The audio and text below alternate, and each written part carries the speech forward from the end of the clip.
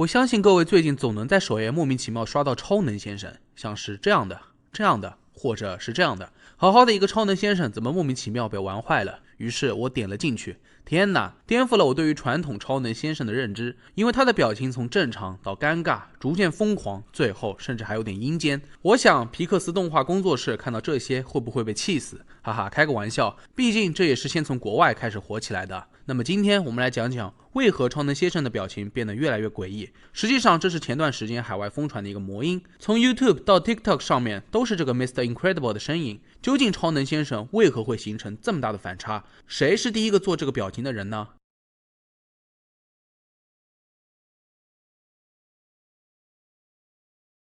可能有小伙伴第一次听说过魔音这两个字，那我先简单提一嘴。最初这个词语被创造出来，就是指除了基因之外的东西进行延伸演化的概念。后来这个概念就用来描述某种想法、行为、语言、观念进行传播的过程。而这个超能先生的起源，最早是在2020年的10月15日，有一位推特用户名叫 Citizen Plan 发布的这张图片，这就是后来所有表情包的基础图。本来其实感觉没什么，不就是超人总动员里面我们熟悉的角色吗？但是紧接着在11月10日，一名 Reddit 的用户发布了一组照片图，左边是正常的超能先生，右边是复印出错的版本。下面的配文也很有意思，老师复印的 vs 学生收到的。大家肯定都有过这样的经历吧？老师复印的卷子数字都还好，但上面要是有复杂一点的图片，打印出来总是会有黑影糊成一团。难怪这张表情图能够流传开来，因为太经典了。经历过学生时期的肯定都深有感触。很快这一黑一白成为了制作表情包的基础图，网友们纷纷改字，各种各样的表情包也就诞生了。反正格式都差不多的，一边的超能先生是正常的，另一边就是黑暗的表情，基本都是用在某人面临困难或者出现令人毛骨悚然的情况。而到了2021年的9月5日，Reddit 用户发布了一个4格版本的魔音，配文为你不认识的人 vs 你认识的人。在接下来的时间里面，网友们又开始利用各种动漫、游戏、电影、恶搞等素材制作出表情包，让我们恭喜超能先生又成功出圈了。他成为了近期最成功的魔音之一。毕竟表情包是我们日常聊天当中相当常用的东西，传播起来也非常的容易。然而，就当网友们做表情包做的不亦乐乎的时候，超能先生似乎越来越离奇了。2021年的9月27日，有位 YouTube 用户上传了超能先生黑暗表情的进化史，从原版到怪异的版本。随着 BGM 的不停转换，超能先生的表情逐渐痛苦，开始面目狰狞。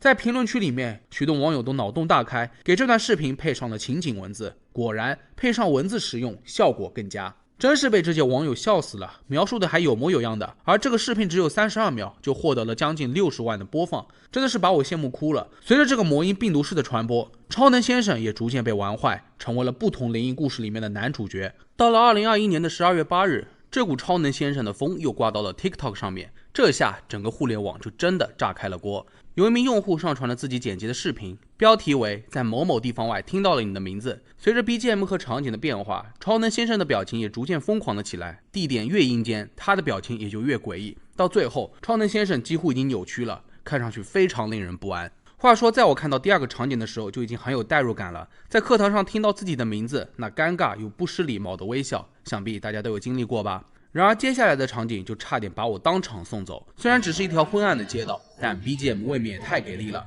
本来我还沉浸在校园时期偷偷上课打瞌睡的悠闲时光，突然就整这么一出，立刻就精神抖擞了。不过这只是个开始，因为之后的场景恐怕没有一个能够放过你。幽暗的森林，黑不溜秋的楼梯间，伸手不见五指的隧道，阴森恐怖的鬼屋，最后是你永远走不出的密室。这个视频又带起了一波病毒式的传播，网友们开始争相模仿这样的格式制作短视频。我觉得这会儿可能大家都已经忘记了超能先生是谁了，等再刷到他穿红色连体紧身衣的模样，可能要思考一会儿，这是新的表情包吗？到了2021年12月31日，有网友发布了一个关于超能先生的反转版视频，我们一起来看一下。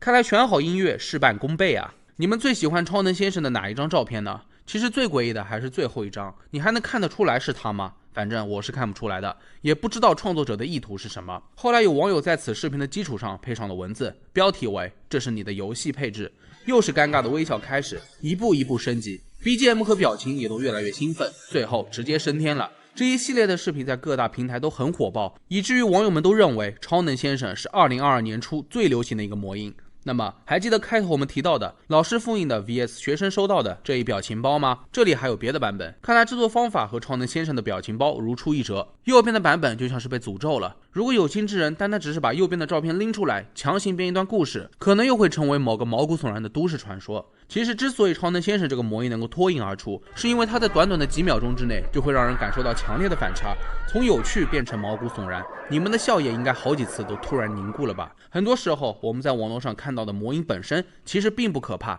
大多数都是毫不相关的内容，但是 BGM 是功不可没的，音乐一出来配上超能先生的表情，感觉就上来了。就像我们之前讲过的魔音，通常来说很多都是出自于传播了很多年的动画、都市传说之类的，先不说内容怎么样，反正都是经历了相当长时间的演变和传播才被称之为是魔音的。然而超能先生仅仅用了不到1年的时间，就在汪洋的互联网中站稳了脚步。一个可爱的超人卡通角色被制作成为了魔音，仿佛只是一夜之间的事情。或许未来的年轻网友会先认识这个魔音，才会了解到他是超人总动员里面的角色。为此有网友认为魔音文化有好有坏，它是能把一样东西流传下去，但是往往也会把简单的东西变得扭曲可怕。那么好了，本期视频到这就结束了。看完今天的这个视频，你们有没有想过给超能先生的表情包配文呢？可以在评论区下方留言，看看谁写的最搞笑。那么如果你觉得视频做的还可以的话，也别忘了点赞、收藏和投币。我是正正，咱们下期视频再见吧。在看本期视频前，请大家思考一个问题：如果现在交给你一个任务，把一个壶抽干，最快需要多久？各位有什么妙招吗？可以在弹幕里或者评论区告诉我。当然不要和我扯一些电影动漫里面的超能力，有一说一，在现实生活当中，就算是拿个水泵天天抽水，一时半会儿也搞不定吧。那我现在就要告诉你，有一个办法3个小时就能完工。没错，这就好比浴缸里面的塞子突然被打开了，只要湖水当中可以出现一个地漏一样的东西就行。这是开什么玩笑？哪个湖有地漏呢？各位别急，这个世界上还真就有一个，只不过这个地漏并不是天然形成的，而是一帮人作死挖出来的。下面就让我们一起来看看这场让湖泊瞬间消失的灾难。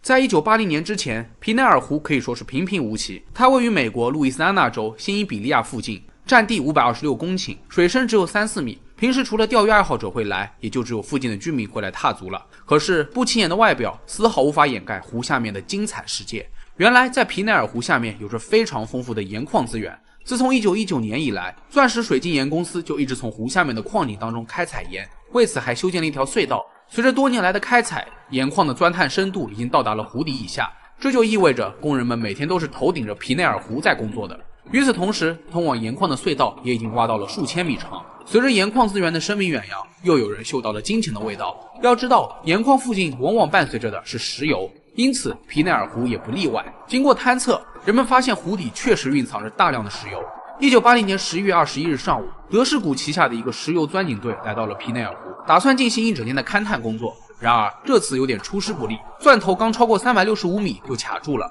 不管钻探人员再怎么努力释放装置都不奏效，所有人都百思不得其解。就在这时，下面突然传来了一阵巨大的爆炸声，紧接着石油钻井平台开始倾斜，钻探人员立刻意识到情况不妙，于是将连接着的驳船松开，迅速撤退到岸边。也得亏反应的较快，他们刚上岸就眼睁睁地看着价值500万美元的钻井平台轰然倒塌。可这个钻井平台至少有45米，怎么会消失在水深不到5米的浅水当中呢？与此同时，钻井位置周围的水明显开始转动，很快就加速变成了一个直径400米的巨大漩涡。汹涌的水流开始拖拽着湖面上的所有船只，周围的人大声喊着世界末日来了。还好撤退及时，钻探人员全部安全地回到了岸边。然而对于还在盐矿工作的矿工来说，无疑是大难临头。他们当时正位于地下457米积极开采，一名电工注意到天花板传来了异响，好像是哗哗哗的水流声。当他前去查看时，发现走廊里面竟然开始渗水，空油桶在水面上相互碰撞，而且水已经到达了膝盖这么高了。电工迅速拉响警报，示意所有的矿工立刻撤离。此时大部分矿工都设法上升到地面。一位名叫兰尼的维修工突然想到，矿井偏远地区的工人或许还听不到警报，于是特地前往通知他们。据了解，事发位置在盐矿的第3层，那里的矿工被水严重拖慢了步伐，但他们还是有序地乘坐电梯回到了地面。在矿车和电梯的帮助下，所有的矿工幸运地回到了地面。然而噩梦尚未结束，巨大的钻井平台逐渐被吞没，随着漩涡的洞口越来越大，巨大的吸引力泛起了一阵阵惊天浪花，它咆哮着卷走了附近的土地、树木、建筑物、车辆等等，造成了严重的破坏。后来有目击者报告称，由于吸引力，连接墨西哥湾和皮内尔湖的一条运河第一次出现了逆流，形成了路易斯安那州历史以来最大的瀑布。毫不知情的居民看到这一系列连锁反应，就感觉像是世界末日来临的前兆。大约3个小时之后，湖水被全部吸干，留下了一个巨大的深坑。在接下来的4个小时里，曾经的淡水湖被墨西哥湾重新填满，一些被吞没的驳船也都漂浮了回来，但钻井平台、建筑物和其他设备只能永远地留在了盐矿底部。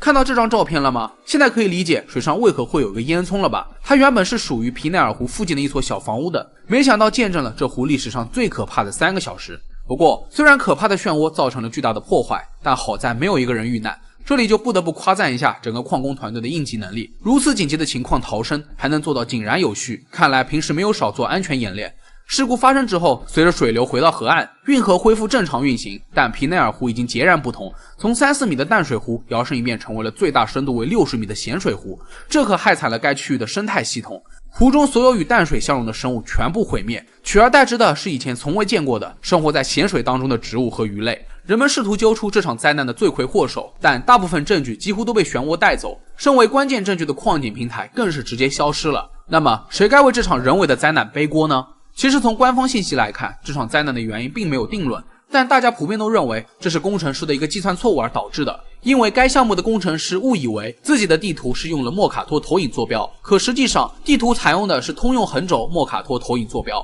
这2种测绘方法根本就不一样。当坐标错误，具体开采的位置自然就严重偏移，所以当钻头卡住后，钻探人员根本就没有想到是位置歪了，继续尝试各种方法让钻头松动。尽管钻孔不到35厘米，但水压会形成巨大的压强，因此意外打通了盐矿与湖水的连接部分，两者接触之后，越来越多的湖水进入了盐矿，一发不可收拾，到最后皮内尔湖被全部清空。除此之外，还有一点很重要，德士古公司急于寻找石油，没有事先勘测矿井的位置，再加上施工方与工程师缺乏沟通，没有及时反映问题，任由这个错误愈演愈烈。最终，德士古公司和钻井承包商威尔逊兄弟公司向钻石水晶岩公司支付了3200万美元，也向附近的植物园支付了1280万美元作为补偿。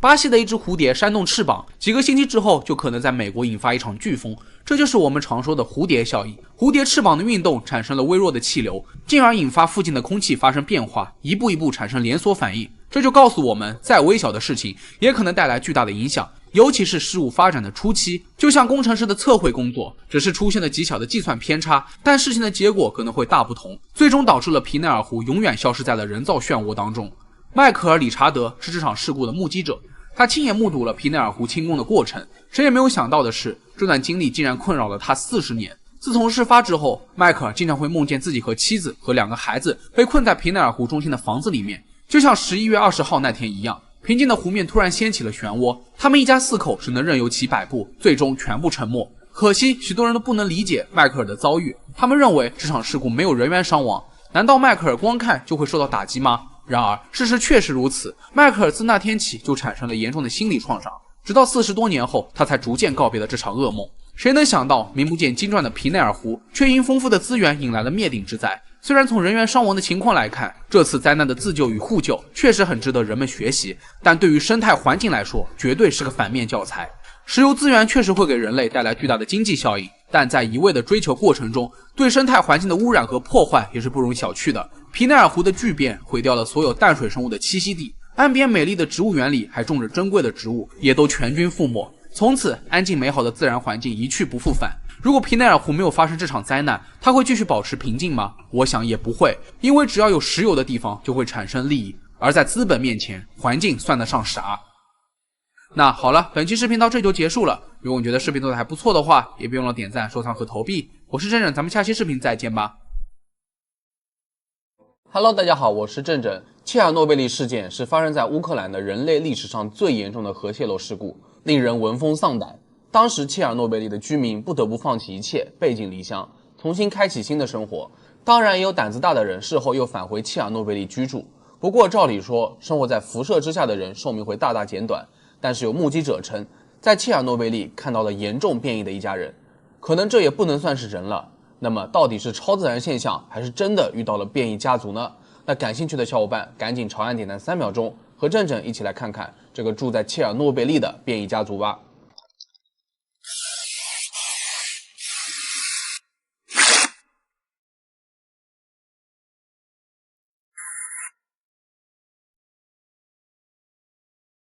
在1986年的4月26日上午，位于乌克兰北部的切尔诺贝利核电站4号机组反应堆发生了爆炸，向空中释放了大量的放射性粒子。这次的辐射量是日本广岛和长崎投下的原子弹总和的200倍。意外发生之后，31人在这场事故当中丧生。刚开始，死亡的人大部分都是消防队员和救护人员，因为他们根本就不知道野外已经含有辐射的危险。为了控制核电站射程的扩散，在10天的时间里面，当局立刻派人将13万居民撤离家园，其中约有5万人是居住在切尔诺贝利附近的普里皮亚季镇居民。大家都跑来跑去，父母们赶着去幼儿园接小孩，他们以为顶多离开3、4天就会回来，甚至都没有带任何保暖的衣物，就被赶上了转移的大巴车。被人遗弃的普里皮亚季镇很快便出现了狼、野马、野猪和海狸等野生动物。但是有许多动物的基因都突变了，在那里发现的动物多长2只脚什么的都已经不足为奇。但是有数百个家庭离开后，仍然不愿意放弃这里的一切，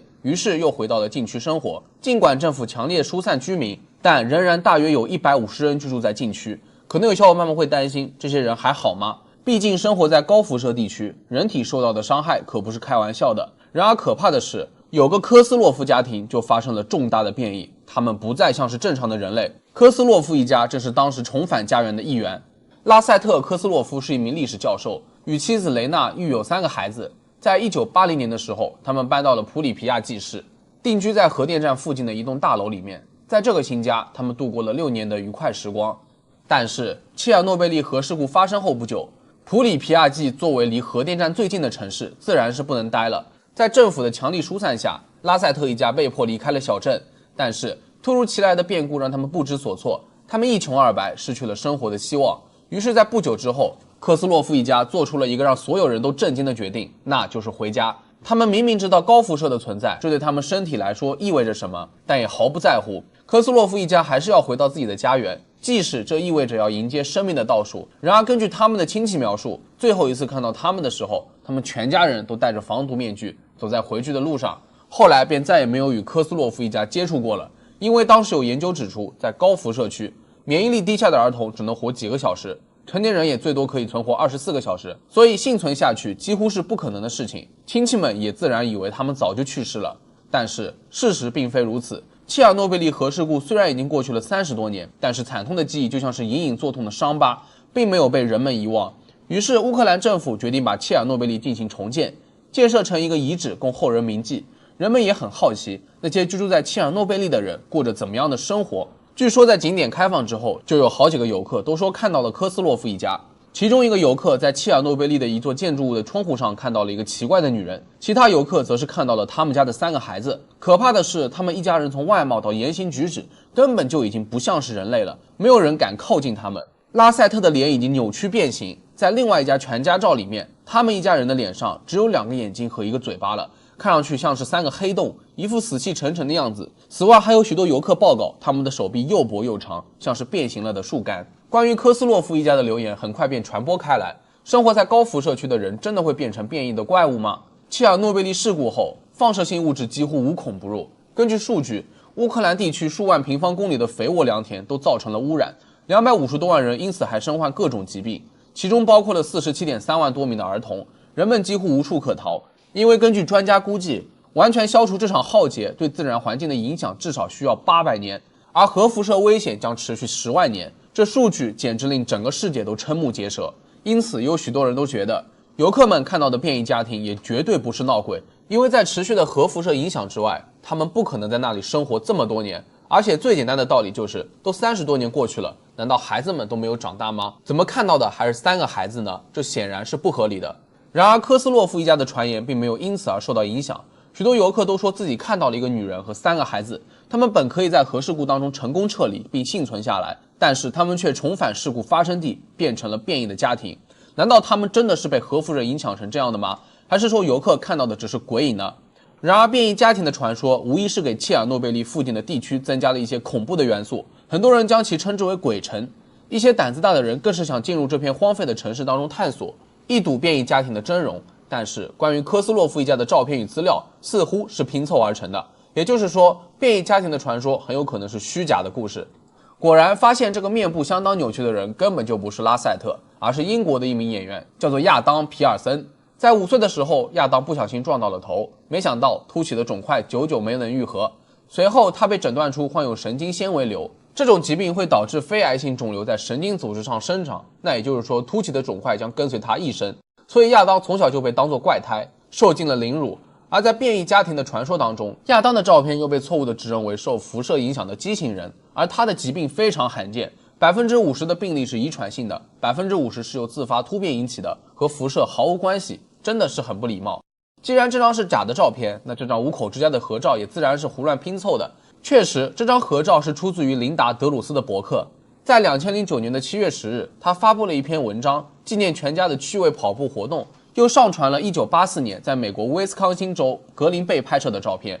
然而，就是这张五口之家的照片以讹传讹，一直被误认为是科斯洛夫一家变异前的样子。那么说的话，那几张变异后的照片又是出自哪里呢？其实那些照片都把我吓了一跳，他们像是戴着诡异的面具，眼神空洞悲凉，感觉下一秒就要显现出原形，把所有的一切都吞噬了。其中一张古老的肖像画是拍摄于19世纪，是一个名叫康奈尔的加拿大家庭。肖像画中描绘的是位家族代代相传的女性，况且连性别都对应不上，更是离谱。另外一张眼神空洞的五口之家的照片，实际上是一个叫做泽维尔林奇的英国人创作的艺术作品。在2011年的9月，他把照片发表在一个名叫美术中的无限性的主题网站当中。其实除了这张照片之外，泽维尔林奇还有许多类似风格的作品都被称作为艺术的无限性。这下就真的搞清楚了，不然就差点上当了。重建后的切尔诺贝利没有变成鬼城，也没有变异家庭的存在，更是没有什么超自然现象。科斯洛夫一家的传言更像是一个恐怖的故事。不过说实话，第一个编出这种事情的人还真的是结合时事，有理有据，不深挖还真的看不出是假的。那可能有小伙伴们会很好奇，那些回到切尔诺贝利的居民真的就没事吗？据了解，目前该地区大约有150人居住，平均寿命为75岁。一位叫做埃夫格尼的老人说，自己在8岁那年就搬到了切尔诺贝利了，这座城市给了他们种植的粮食，免于挨饿的机会，所以他对于这片土地有深深的感情。在事故发生之后，埃夫格尼和其他的人一样被赶出了这座城市，但是在外游荡的他并不安心，于是设法在该辐射站找到了一份工作。从那以后，埃夫格尼就再也没有离开过这个禁区。他也在花园里面种植蔬菜，除了提供给核电站员工之外，这些农作物还可以满足游客的需求。另外一些必要的生活用品，埃夫格尼也会前往禁区之外的城市里购买。尽管政府不停地疏散人员，但像埃夫格尼这样不想在外漂泊的人还是有很多的。玛利亚和家人在避难所待了2个月，也坐不住了，于是一家人穿过森林回到了禁区。曾经繁荣的故乡一下子就变成了废墟，让所有人都很难过。虽然玛利亚抱怨过，自从回来后就很少能和亲戚见面了，但她并不后悔回到故土，因为在异乡，他们没有任何的归属感。玛利亚也坦言，辐射会造成怎么样的后遗症，她无法预估，但是对于老年人来说，这并没有什么可怕的。她还是希望终有一天，切尔诺贝利能够恢复生机。当然了，当年暴露于过度辐射的人当中，确实多多少少会引起身体的异常，但这不是绝对的，因为也有人平安健康的生活着。如今随着切尔诺贝利禁区旅游业的发展，这座城市的恐怖传说也逐渐消散。在那里你可以看到当年废墟建筑物的全貌，前往旅游的人也要严格遵守规则，比如游客必须乘坐专门的巴士，到达现场之后不得接触任何物体或植被，甚至不得坐在地上，离开现场也必须用身体扫描仪测试辐射水平。那么好了，本期视频到这里就结束了。没想到吧，在这个恐怖故事的背后还有一段惨痛的历史。如今切尔诺贝利地区试图进行恢复，如果这个景点还能够保证旅客安全的情况下进行展出，世界各地的游客都能亲眼看一看世界上最严重的放射性事故现场，那还算得上是有教育意义的吧。不过不管怎么样，这场灾难的痕迹将永远被记住，永远沉淀在历史的长河里面。那如果你觉得本期视频做得不错的话，也别忘了点赞、收藏、加关注。我是正正，那咱们下期再见。